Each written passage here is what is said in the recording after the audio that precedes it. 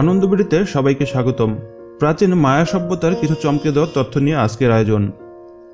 দক্ষিণ পূর্ব মেক্সিকো এবং উত্তর মধ্য আমেরিকার একটি বিস্তীর্ণ এলাকা জুড়ে আজ থেকে প্রায় 4000 বছর আগে গড়ে উঠেছিল মায়া সভ্যতা। পৃথিবীর অসংখ্য ইতিহাসবিদদের কাছে আজও এই সভ্যতা নিয়ে অনেক ধোঁয়াশা রয়েছে মতভেদও। এই সভ্যতার বেশ কিছু আবিষ্কার রীতিমতো চমকে দিয়েছে আধুনিক মানুষকেও। জ্যোতির্বিজ্ঞান এবং শল্য চিকিৎসার সাংঘাতিক উন্নতি করেছিল এই সভ্যতায়। আসুন জেনে নেওয়া যাক এই সভ্যতা সম্পর্কে এমন কিছু তথ্য যা আবিষ্কার করে প্রত্নতত্ত্ববিদ থেকে ইতিহাসবিদরাও অবাক হয়ে গিয়েছিলেন। জ্যোতির্বিজ্ঞানে বেশ উন্নত ছিলেন প্রাচীন মায়া সভ্যতার আদিবাসীরা।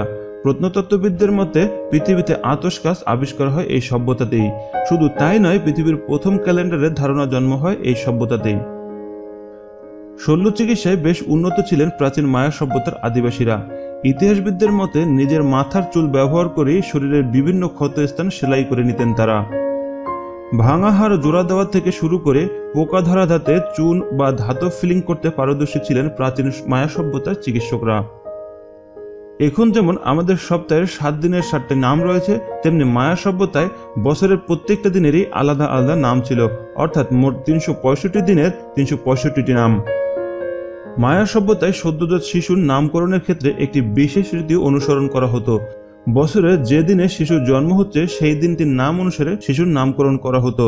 জন্মের সময় ফারাক অনুযায়ী একই দিনে জন্মানো শিশুদের নামেরও কিছুটা ফারাক থাকতো। শিশুর জন্মের কয়েক মাস পর থেকেই তার কপালের উপর ভারী সমতল পাথর বা ধাতব বস্তু চেপে রাখা হতো টানা কয়েক বছর। এর ফলে কপালের গড়ন পাল্টে চ্যাপ্টা প্রায় সমতল আকার নিত। এই প্রথা চালু ছিল বিশেষত সম্ভ্রান্ত রাজবংশের মধ্যেই। মায়া সভ্যতার প্রায় বেশিরভাগ মানুষেরই চোখ টেরা ছিল। প্রচলিত কিছু ধর্মবিশ্বাসের কারণে একটি শিশুর জন্মের পর থেকেই তার চোখের খুব কাছে কোনো বস্তুকে নিয়মিত ধরে রাখা হতো, যতদিন না দু চোখের মনি টেরা হয়ে যায়। প্রাচীন মায়া সভ্যতার আদিবাসীরা ছিলেন সূর্যের উপাসক।